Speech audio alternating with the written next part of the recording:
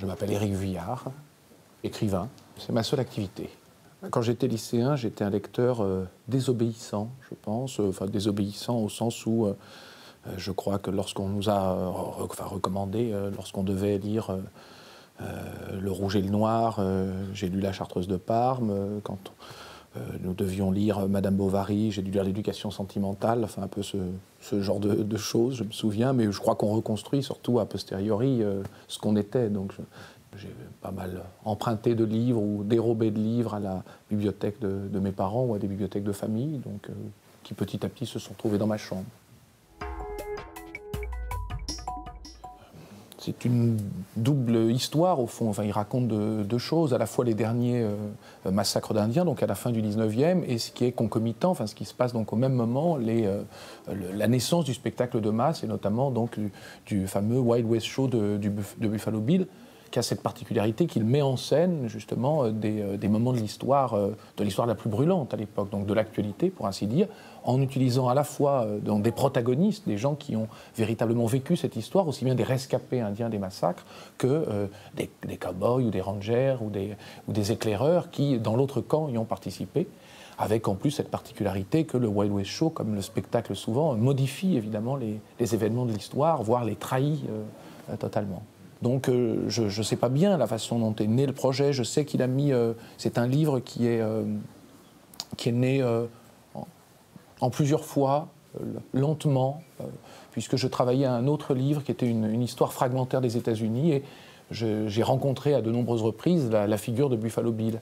Et je la rencontrais surtout dans des registres très différents, aussi bien comme ami du président des États-Unis, donc Theodore Roosevelt, que comme...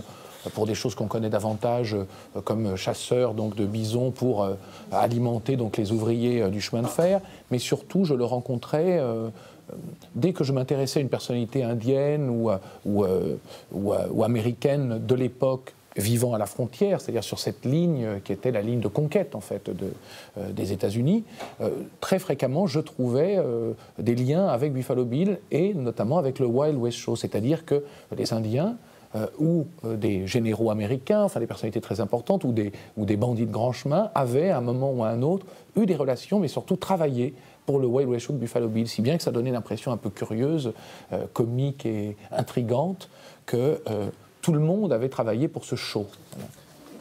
Il y a un peintre donc, que j'aime beaucoup, enfin parmi d'autres, Soutine, on raconte que quand il peignait, il allait chercher dans des brocantes, des toiles d'autres peintres qui étaient en vente, de peintres méconnus, et donc il repeignait dessus.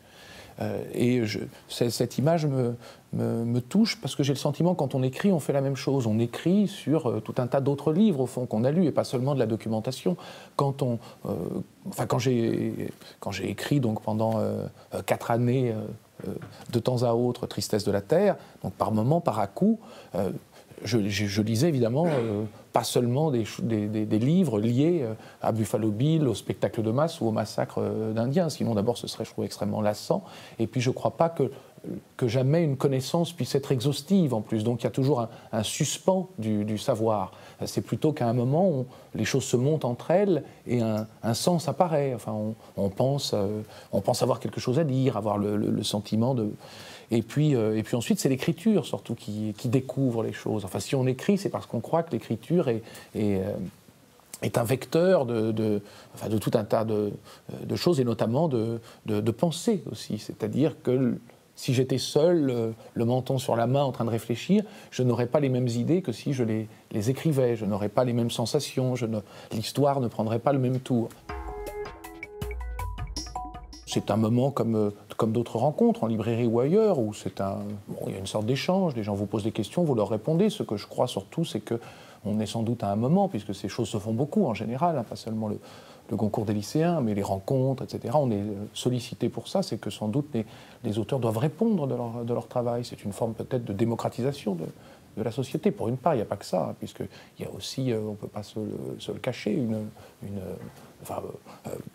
pas de la part de chacun, mais c'est une activité commerciale aussi, le livre, c'est une économie. Donc, bon, mais les rencontres, je pense, ce genre de choses, oui, sont une pente. Les gens ont envie de vous poser des questions et vous devez de répondre de vos travaux, comme tout le monde d'ailleurs, hein, comme toute autre activité.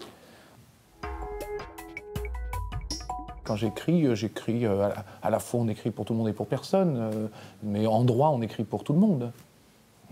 Enfin, libre à chacun de trouver son intérêt dans les choses de ce monde.